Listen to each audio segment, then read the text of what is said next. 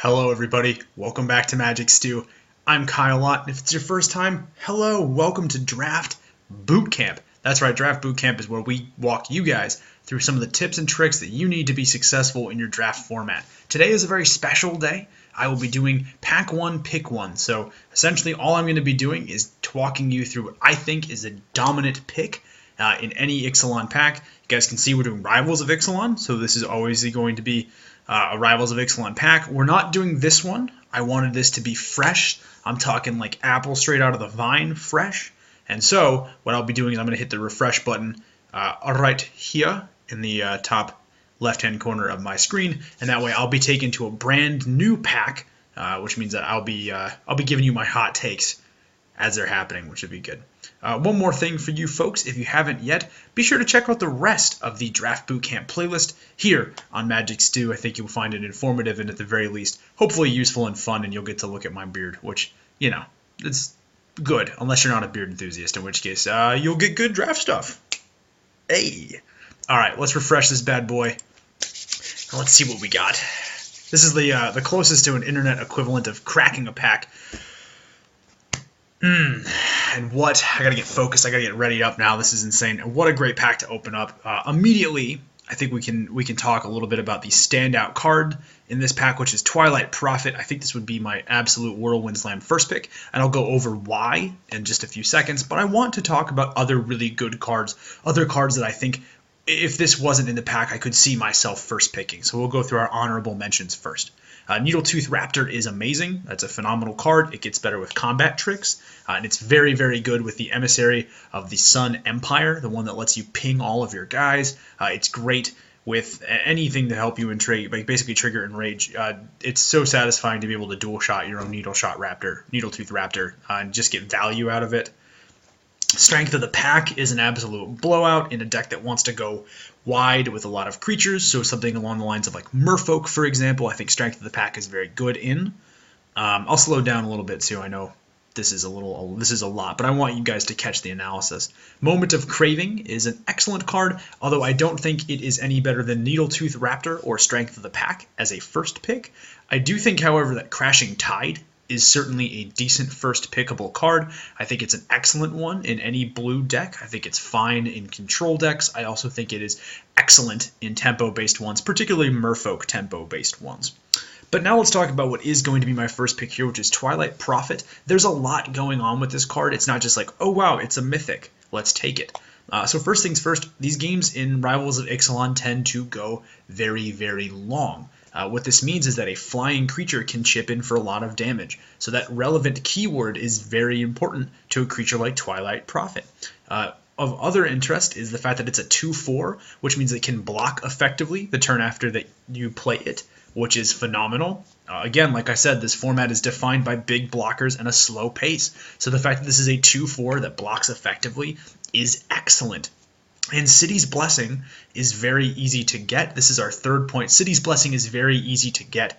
And having Twilight Prophet not only generate you card advantage to help you win those grindy games, but chip in the air and force your opponent to lose life from the cards that you draw is excellent. This is a Whirlwind Slam first pick card. I think there is no question it is head and shoulders above the rest of the stuff in this pack. Although again, I would say this is a pretty strong pack, but Twilight Prophet helps us win those long games, blocks effectively, it flies, it draws us cards, it's a win condition in and of itself, and it's a monocolor win condition, essentially. All of those things make it a phenomenal card, and definitely our first pick. Let's hit refresh again, and let's see what another first pick brings us. I'm just going to close my eyes a little bit, no peeking, right?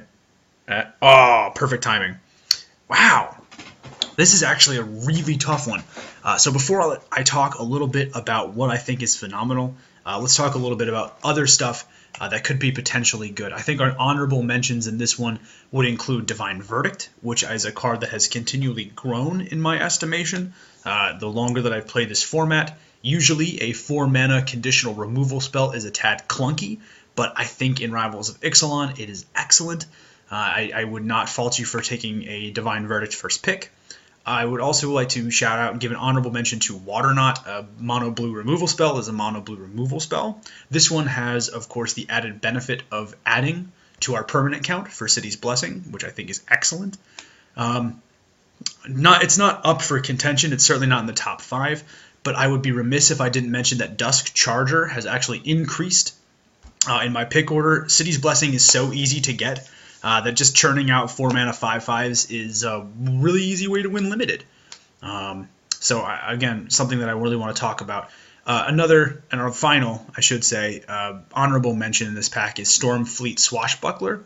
I'm not going to try and remake the wheel here, but I think Ben Stark, who is widely regarded as the best limited player on the planet, said it best when he said that he hates 2-drops in this format, but he loves Stormfleet Swashbuckler simply because it is a great 2-drop that just gets better as the game progresses, and that's always a card that he's interested in.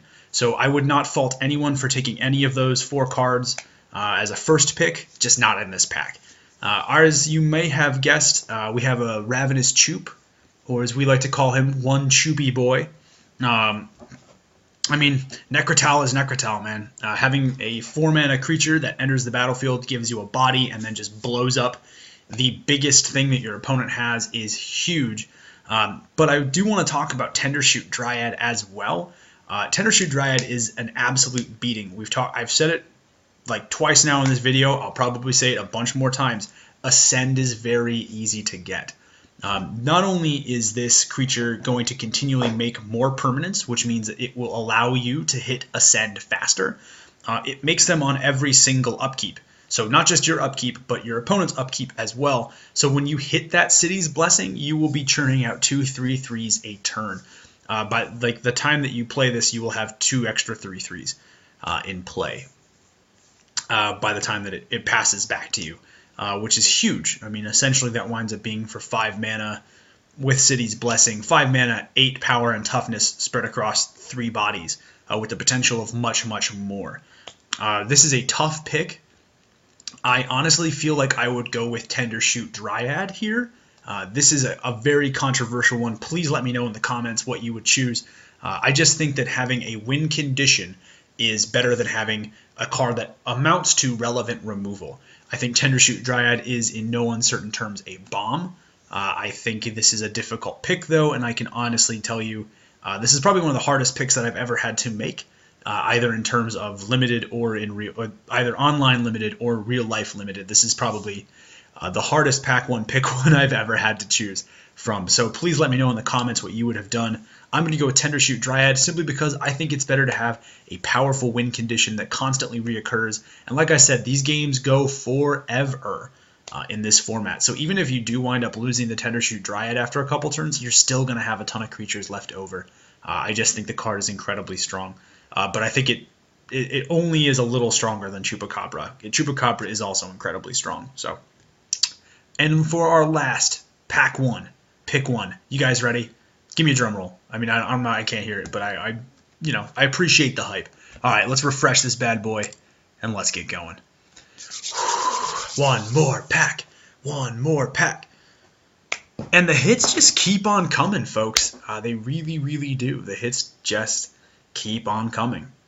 We've literally gone runner into 3 of the best rares in Rivals of Ixalan Limited. I will talk about my first pick in just a second, but let's talk about our honorable mentions because let's be real here, there's a lot you can learn from talking about your honorable mentions. Divine Verdict and Waterknot are here again, our old usual suspects. Excellent cards for reasons I've already mentioned in this video. Both are strong removal spells, one of whom adds to Ascend. However, I think if our rare wasn't present, I would be taking Crested Herd Caller. I think that is the second strongest card in this pack. A 5-mana 3/3 with Trample that gives you another 3/3 with Trample is huge. Being able to add essentially 2 bodies to the board with a relevant keyword in this set. It also works really good if you can, if you can bounce it back to your hand, or if you can return it from the graveyard back to your hand and then recast it with a card like Recover. It works really well with something like Path of Discovery, which would allow both of these guys to explore. There's a ton of really good synergy with this card. I love Crested Herd Caller. It is 100% one of the best uncommons in the set by a pretty significant margin. It's a great card. That being said, Etali Primal Storm is a literal beating in every sense of the word. Being able to cast any number of non-land card exiled when it attacks is huge. A 6-mana 6/6 is already something that you're willing to play anyway. And just being able to cast those spells. If this gets one swing in, chances are your opponent will lose the game. Atali Prime. Sorry, the camera is shaking. I'm that excited about Atali. Literally, you just have to attack once, and usually your opponent is dead. Granted, there are going to be some times that Atali whiffs, but if you can't kill your opponent, like if your opponent, like 9 times out of 10, your opponent is going to die after one swing with Atali, and if they don't die after the first swing, the second swing is usually enough to do it. Atali ends games. This card wrecks people. Honestly, it is one of the most impressive monocolored rares in the set. If this was for example, let's do a little hypothetical, but if we were to take Atali versus Chupacabra, I don't think it would be close. I think Atali is that much stronger than Chupacabra, to be honest with you. Chupacabra is a great card, and it certainly catches you up, but Atali has to swing once, and you usually win the game off that one attack. So I have to give it to Atali Primal Storm here. That is 100% my first pick in this set. Guys, thank you so much for tuning in to Magic Stew and for enjoying this. Pack one, pick one, crack a pack with me online. Now, we use DraftSim. I'd highly encourage you guys to use it. It's free.